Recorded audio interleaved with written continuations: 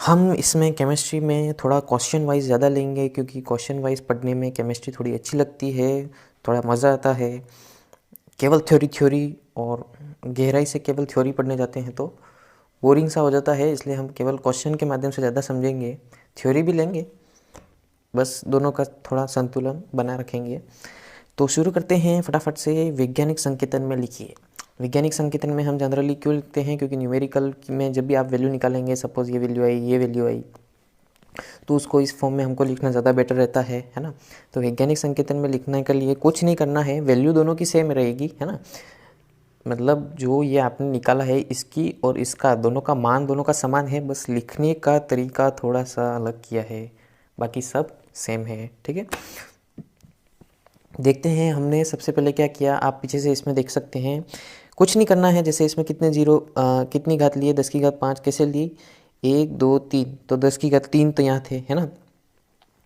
और आप देखो 1 और 2, 5 तक 10 की घात 5 लिया है, 1.72 इंटू 10 की घात 5 कैसे लिखा, इसको आप सॉल्व करोगे वापस यही आ जाएगा। कैसे आ जाएगा, आप ये हटाइए, नीचे कितने आ गए, पीछे कितनी संख्या है 2, नीचे कितने ज़ीरो आ गए 2। नीचे जब भी होगा और 10 की घात ऊपर आएगी, तो जैसे 10 की घात 2 नीचे बटे में है, जब इसको आप ऊपर लाओगे तब घात हमेशा क्या हो जाएगी, प्लस वाली माइनस में हो जाएगी। तो 10 की घात प्लस 2 ऊपर आ गई, माइनस की हो गई। और हमेशा याद रखना, आधार समान हो तो घातें जुड़ जाती हैं। तो 10 की घात -2 इंटू 10 की घात 5 क्या आएगा, 10 की घात 5 - 2 कितना हो गया आपका, कितना आ गया, 10 की घात प्लस का 3, यानी कि पीछे 3 ज़ीरो लगा दो, आपकी वैल्यू वही आ रही है ना। इसका मतलब केवल लिखने का तरीका अलग है, बाकी वैल्यू वही रहेगी। वैसे ही हमने इसमें किया है, देख सकते हैं आप, 0.00026, कुछ नहीं किया, दशमलव हटाया, नीचे जितने भी पीछे अंक हैं 1 2 3 4 5, तो 5 जीरो हमने नीचे लगा दिए, यानी कि 10 की घात 5। नीचे से अगर संख्या ऊपर आएगी तो प्लस वाली किसे बदल जाएगी, माइनस में। और 26 इंटू 10 की घात -5 था, तो 2.6 इंटू 10 की घात -4 लिख सकते हैं, है ना, वैल्यू वही है। बस वैसे ही कुछ कर रहे हैं, कुछ ज़्यादा कोई बड़ी साइंस नहीं लगा रहे हैं। 783.4 को हमने 7.834 इंटू 10 की घात 2 लिखा है ना। जितना आप पॉइंट को इधर लेफ्ट साइड लाते जा रहे हैं, उतने 10 की घात में वैल्यू 0 बढ़ते जाएंगे, है ना। जितना पॉइंट आप आगे खिसकाया इधर, जैसे 8 और 3 के आगे 3 और उसके बाद 8 और उसके बाद आगे लगाया पॉइंट, है ना, कितने स्थान तक खिसकाया है, 2 तक, तो घात भी कितनी लग गई आपकी, 10 की घात 2 लग गई। बस इजी है। जैसे 5005 है, कितने पॉइंट हमने खिसकाए, कितनी संख्या के बाद पॉइंट लगाया, 5.005, पीछे से कितने लाए हम, 1 2 और 3, तो कितनी घात लग गई, 10 की घात 3। इजी है, ठीक है। आगे देखते हैं, सार्थक अंकों की संख्या बताइए। ये सवाल जनरली छोटे क्वेश्चन में तो एक आध पूछा ही जाता है, ठीक है। तो देखो आगे कैसे निकालेंगे भाई, थोड़ा देखो इसमें बहुत से छोटे छोटे नियम हैं। अभी अगर नियमों की बात करोगे तो बहुत लंबी रामायण चली जाएगी, 1 घंटे तक मैं नियम ही समझाता रहूँगा। इसलिए हम केवल और केवल अभी प्रैक्टिस कर लेते हैं क्वेश्चनों की, इससे सारे नियम अपने आप क्लियर हो जाएंगे और आपको समझ में आ जाएगा कि किसे सार्थक अंक लिखना है ना। तो नियमों की बात ना करके हमने सभी अलग अलग प्रकार के एग्जाम्पल लिए हैं, सीधे वही देख लेते हैं। जैसे है 62.4, तो इसके अंदर सार्थक अंक कितने हैं, 3। तो इसका मतलब आप समझ जाओ कि आगे का अंक और पॉइंट के बाद भी अगर कोई अंक आ रहा है जीरो को छोड़ के, है ना, अभी जीरो की बात कर रहे हैं बाद में, तो कोई भी ऐसे अंक आ रहे हैं जीरो के अलावा, तो सभी को हमको गिनना है। तो इसमें सभी के सभी कितने होंगे, हमारे सार्थक अंक हो गए। 62.4 में 6 भी है, 2 भी है और 4 भी है, तीनों सार्थक अंक हैं, ठीक है। अब देखो अगला 0.0405, इसमें सार्थक अंक कितने हैं, इसमें सार्थक अंक लिखा है कि सार्थक अंक कितने हैं भाई, 3 है। 3 है, इसका मतलब इससे क्या स्पष्ट होता है कि दशमलव से पहले अगर 0 है तो उसको काउंट नहीं करना है ना। और दशमलव के बाद भी अगर 0 से स्टार्ट हो रहा है तो उसको भी काउंट नहीं करना है। अगर उसके बाद संख्या शुरू हुई और उसके बाद अगर बीच में 0 आता है तो उसको काउंट करना है। तो मेरी बात समझ में आ रही होगी, दशमलव के बाद 0 नहीं काउंट करेंगे, उसके बाद संख्या से स्टार्ट हो रही है तो उन संख्याओं को गिनेंगे। तो 0.0405 में 405 हमारे 3 सार्थक अंक हैं। समझ में आई है कोई बात? आगे देखो 8.8745, इसमें सार्थक अंक कितने हैं? पाँचों 5 हैं, इसमें कोई जीरो नहीं है, कोई दिक्कत नहीं है, एकदम इजी है तो, है ना। अब देखो 60.0 में 3 सार्थक अंक हैं, ये बढ़िया है, इसमें उलझ सकते हैं। तो उलझने जैसा कुछ नहीं है इसमें। आप देखो कि इसके बाद कोई संख्या नहीं है, 60.0 के बाद आप देख सकते हैं कि इसमें आपको कोई इस सार्थक अंक में 0 के बाद अगर कोई संख्या लिखी हुई होती तो थोड़ा मान हमारा अलग हो सकता था। अभी उसकी बात हम नहीं कर रहे हैं, अभी आप बात कर रहे हैं कि 60.0 लिखा हुआ है तो यहाँ पे आपके तीनों सार्थक अंक होंगे, क्योंकि संख्या के बाद 0 आए जा रहे हैं, उसके बाद कोई संख्या हमने गिनी नहीं है, देखी नहीं है, तो उसकी बात आगे कर रहे हैं, एग्जाम्पल देखेंगे। पर अभी आपको जो इसमें दिख रहा है इसमें कोई संख्या नहीं है, 0.0 के बाद कोई संख्या लिखी है क्या? नहीं लिखी है, 0 बस खत्म हो गई संख्या, तो सारे अंक सार्थक अंक माने जाएंगे। तो इसमें 60.0 में तीनों सार्थक अंक हैं। आगे एग्जाम्पल देखो 0.0032 में कितने सार्थक अंक हैं? वही इसमें देखा था वैसे ही कि 0.0 के बाद हम नहीं गिनेंगे जब तक संख्या नहीं आती। तो यहाँ पे ये भी 0, ये भी 0, इसके बाद संख्या आई और 3 और 2, बस 2 ही संख्या आई, तो 2 सार्थक अंक, है ना। अगर इसके बीच में 0 आता तो संख्याओं के बीच में अगर आता तो हम उसको सार्थक अंक में गिनते। अगला देखो 4002 में कितने सार्थक अंक हैं? 4 सार्थक अंक हैं, ये तो सिंपल है। 3.0045 में कितने सार्थक अंक हैं? 5 सार्थक अंक हैं। इसमें मेन बात आप ध्यान से देखना, संख्या हमारी अंक से शुरू हो रही है, 3.0045। इसमें यहाँ पे 0 नहीं है। अगर 0 यहाँ पे अगर 0 होता तो हमारे सार्थक अंक कितने होते? केवल ये 2, है ना। लेकिन संख्या हमारी शुरू किससे हो रही है?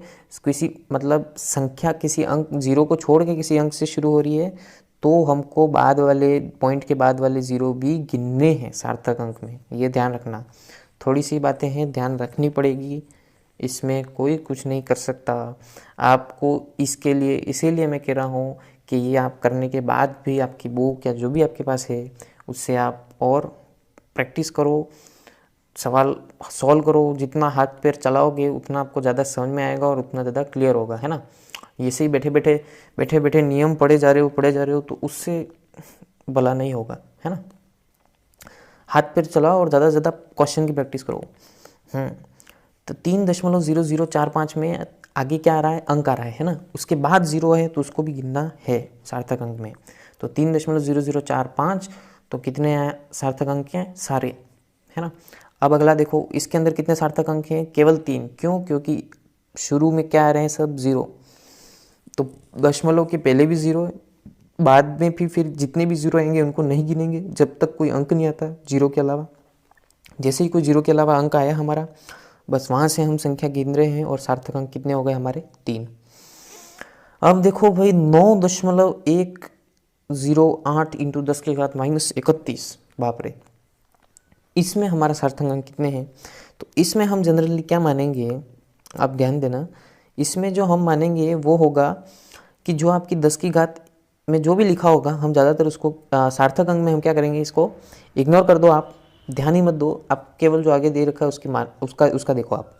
तो उसमें हमको दे रखा है 9.108, यानी कि आपको मानो कि आपको केवल ये दे रखा है, तो अब आप क्या निकालोगे? सार्थक अंक 9 से शुरू हो रहा है ना, इसका मतलब अंक से शुरू हो रहा है, उसके बाद में भी अंक ही है, इसका मतलब सारे के सारे हमारे सार्थक अंक हैं, इसलिए 9.108 चारों सार्थक अंक हैं। अगला देखते हैं 1.32 इंटू 10 की घात 4 कितने सार्थक अंक हैं बताइए। तो इसमें भी वही बात होगी कि हम क्या करेंगे, जनरली 10 की घात वाले को आप देखो ही मत, केवल क्या देखो आगे वाला, आगे में 1.32, इसमें सभी हमको अंक दिख रहे हैं, बहुत इजी है ये तो, 3 सार्थक अंक होंगे।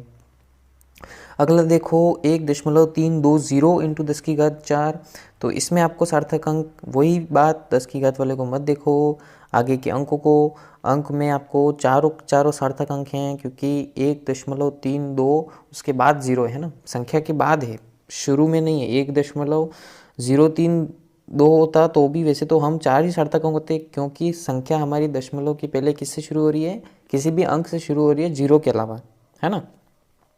तो यहाँ पे भी हमारे सार्थक अंक कितने होंगे, चारों होंगे।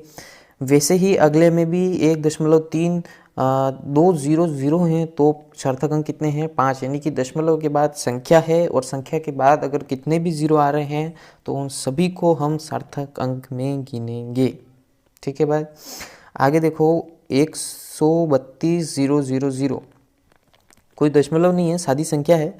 तो सादी संख्या में तो जितने भी जीरो आ रहे हैं हम उसको सभी को गिन रहे हैं, सभी हमारे क्या हो गए, सार्थक अंक। ठीक है, समझ में आ गया होगा। आप और भी प्रैक्टिस करो, केवल रूल पढ़ेंगे तो अभी मज़ा नहीं आएगा, प्रैक्टिस से ही मज़ा आएगा, है ना। अब आगे हम देखते हैं सवाल, तांबे की धातु का द्रव्यमान 6.342 ग्राम व घनत्व 7.6 ग्राम प्रति सेमी क्यूब है तो आयतन कितना होगा। ठीक है, सिंपल सा सवाल है, बस इसमें आपको क्या ध्यान रखना है, ये फॉर्मूला कि आयतन बराबर द्रव्यमान अपॉन घनत्व होता है या द्रव्यमान बराबर आयतन इंटू घनत्व होता है। ये फॉर्मूला आगे भी बहुत से न्यूमेरिकल में काम आएगा, इसलिए ज़रूर ध्यान रखें। आयतन बराबर द्रव्यमान बटा घनत्व, आपको पूछा क्या है, सीधा सा आयतन ही पूछा है, तो बस द्रव्यमान ऊपर रख दिया, घनत्व नीचे रख दिया और सॉल्व कर दिया। गुणा भाग में प्लीज़ हाथ जोड़ के एक विनती करूँगा आपकी भलाई के लिए कि कृपया करके ये जो भी ऐसे गुणे भाग हैं आप अगर जब भी सॉल्व करें तब खुद से करें, कैलकुलेटर वगैरह से ना करें, ताकि आपकी क्या है आदत होगी, हैबिट बनेगी, प्रैक्टिस होगी, तो वो आपको एग्ज़ाम में भी मदद करेगी, आगे कंपटीशन एग्ज़ाम में भी मदद करेगी और लाइफ में जो भी आप करेंगे आगे भविष्य में सब में काम आएगा। इसलिए फटाफट से मोबाइल से या कैलकुलेटर से कर लिया, ऐसा ना करें, खुद सॉल्व करें तो प्रैक्टिस बनेगी और आपका ही भला होगा। एक इसमें बात ध्यान रखना कि इसमें भी ये ग्राम ग्राम में था, मतलब यूनिट सेम थी, इसलिए हमने डायरेक्ट भाग दे दिया। कभी आपको उलझाने के लिए यूनिट अलग अलग दे देंगे, तो यूनिट का कन्वर्जन करके फिर वैल्यू रखना। वैसे हम आगे और देखेंगे तो आप समझ जाएंगे। 500 पाउंड को किलो में परिवर्तित कीजिए। ठीक है, अब ऐसे परिवर्तन वाले सवाल में आपको रिलेशन पता होना चाहिए। तो हमको ये रहा हमारा रिलेशन कि 1 किलो बराबर 2.205 LB। अब ये LB क्या है, ये हम पाउंड को दर्शाने के लिए हम LB का प्रयोग करते हैं। तो सिंबल ऑफ पाउंड क्या होता है, LB। LB की फुल फॉर्म क्या होती है, लिब्रा। लाइब्रा बोल सकते हैं, लिब्रा बोल सकते हैं, जो भी हो, कोई काम का नहीं है, बस जनरल इंफॉर्मेशन। तो 2.205 LB बराबर कितना होता है भाई, 1 किलो। पर हमको क्या चाहिए, 500 में कितने किलो होते हैं, तो वही एक नियम 9वीं 10वीं में पढ़ा होगा आपने कि 2.205 LB में 1 किलो होता है। तो 1 LB में कितना होगा, 2.05 का क्या कर दो, यहाँ पे भाग दे दो 1/2.205 किलो। तो 500 LB में कितने होंगे, तो 500 का गुणा कर दो, है ना। आपको दिया होता था 4 पेंसिल का मूल्य इतना है, तो हम 1 पेंसिल का मूल्य निकालते थे, फिर 10 पेंसिल का मूल्य इतना होगा तो 10 का गुणा कर देते थे, बस वही किया है, आ गया आंसर। ठीक है, आगे देखते हैं।